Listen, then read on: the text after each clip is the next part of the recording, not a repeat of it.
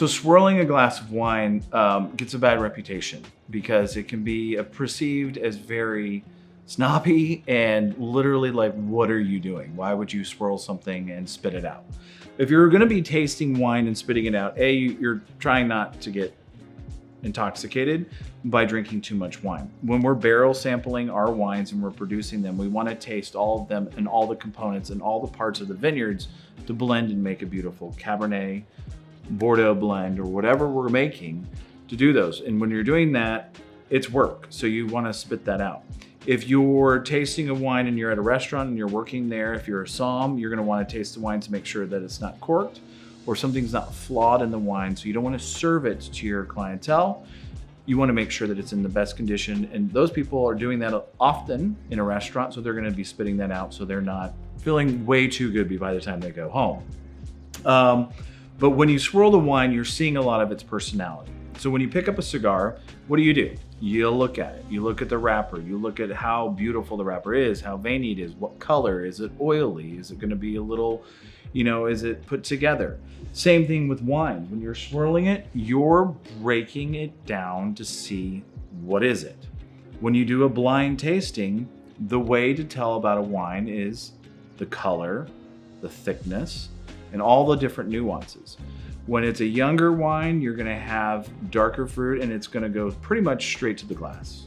When it's an older wine, it's gonna be a little more softer tone and brown, and it's gonna show you a little more lean, and you can kind of see through it, and it's gonna show you with a little bit of age. So you know that you're drinking something a little older. The wonderful little thing about its legs. Having legs in a wine glass, it's such a fun thing to talk about. It's just thickness of that varietal and how young it is. If it has a higher alcohol and if it's younger, it's gonna coat more. If this was a really dark Syrah, it would really coat the palate. This is more Merlot based, so it's not gonna be as thick. So you're just giving yourselves notes to maybe what this is. This is a Connecticut shade wrapper because I can tell, because it's lighter. Wine, you wanna break it down when you're swirling the glass to see what we're approaching and what we're doing. Then another thing is you want to open a wine up. So giving wine air is going to, when you pour it from a bottle into a wine glass, you're opening it up.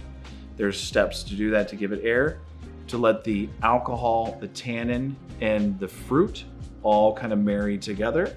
So they all open up. The younger the wine, you want to open up. So you don't want the alcohol, the tannin, and the fruit to try to fight to be the front leader. You want to give them the time to marry like a well-aged wine. When wine has air, it's going to mellow and get united together. So opening it up, it's kind of waking something up. So waking a wine up is just going to give you the nose, let all those different components of the wine come together, and then it's just going to be a more enjoyable experience because you're kind of beating it up. It's not a bad thing. It's actually something that you want to do.